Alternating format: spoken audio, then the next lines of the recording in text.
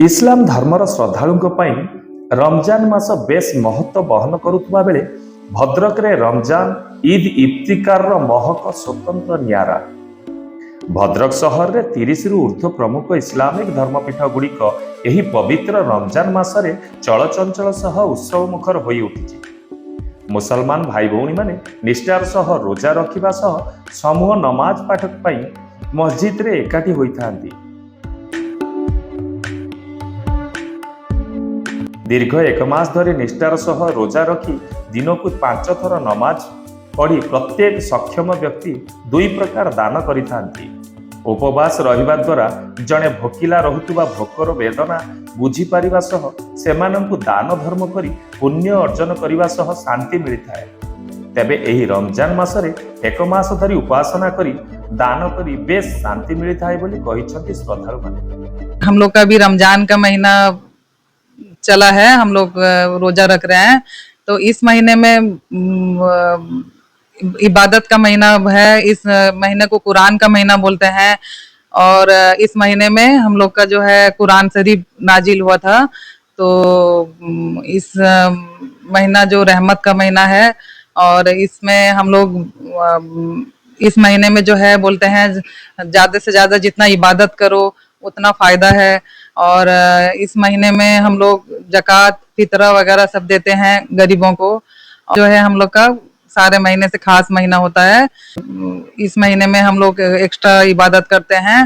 रमजान मासरे प्रतिदिन जो राति 4टा पूर्व आम एज पर द टाइम जो टाइम अनुजाई अच्छी माने सहरी करती आम राति जो खाऊ शेष समय खाई प्रेयर कर शु एवं पुनर्बार जो संध्यार अजान हुए मगरीब कहुए मगरीब समय जो अजान हुए संध्या बेले अजान शुणिया पर आम उपास फिटाऊ।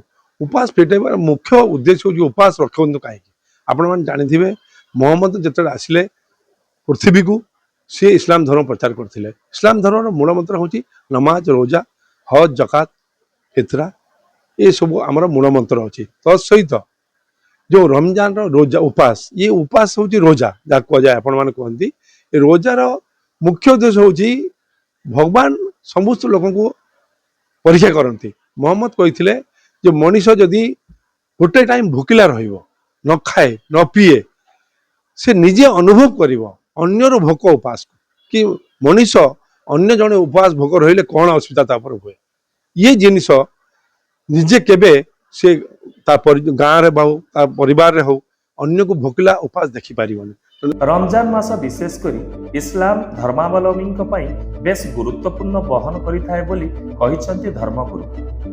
प्रोफेट मोहम्मद का आदेश अनुଯାयी एही रमजान मासरे दीर्घ एक मास धरी रोजा रखी 30 पारा कुरान पाठ करी निष्ठार सह 5 थर नमाज पढ़िबा।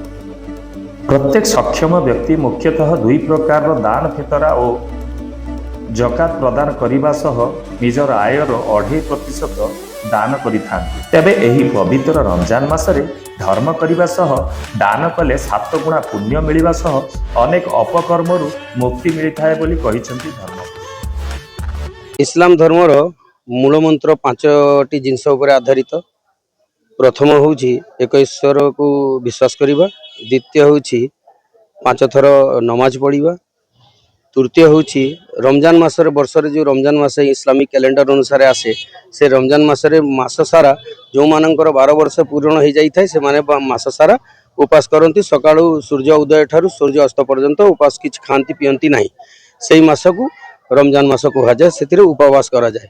तापर जीवन रे थरे हज यात्रा माने मक्का मदीना को हज यात्रा करती। पंचम रहिला जो माने धनी व्यक्ति से माने धनर 2.5 अंशटा गरीब मानन को दान करा जाए। 5टी मूल मंत्र उपर इस्लाम धर्म आधारित।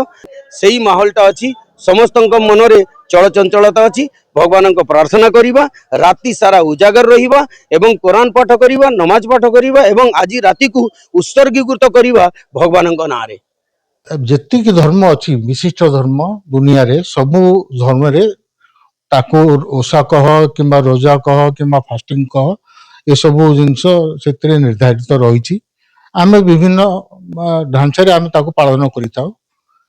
पर्टिकुलरली इस्लाम रे रमजान मास रे रोजा जोटा होची एटा इंटरनल एवं एक्सटर्नल शुद्धि ଏଟା ଆମକୁ ଇଣ୍ଟରନାଲି ଆମକୁ ଭଗବାନ ପାଖକୁ ନେଇକି ଯାଏ। ଆମେ ତା ସହିତ ତାର ଆମ ସହିତ ମିଳନ ହୁଏ। ଏକ୍ସଟର୍ନାଲି ଆମେ ସବୁ କୁକର୍ମ ବାହାରରେ ଯୋଉ ସବୁ ଥାଏ ତାକୁ ନ କରିବା ପାଇଁ ଆମେ ଗୋଟେ ପ୍ରକାର ପ୍ଲେସ ନେଇଥାଉ କି କୌଣସି ଖରାପ ବାଟରେ ଯିବୁନୁ, ଖରାପ କାର୍ଯ୍ୟ କରିବୁନୁ, ଏଠୁ ଆମେ ଦୂରରେ ଥାଉ। ଗୋଟେ ପ୍ରକାର ଗୋଟେ ଶାଶ୍ୱତ ପରିବେଶ ଭିତରେ ଏ ଆମକୁ ନିଜକୁ ରଖେ।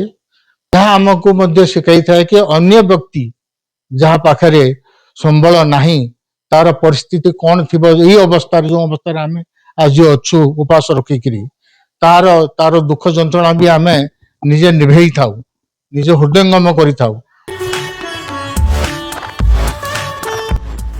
ବ୍ୟୁରୋ ରିପୋର୍ଟ, ସ୍ୱତନ୍ତ୍ର ନ୍ୟୁଜ।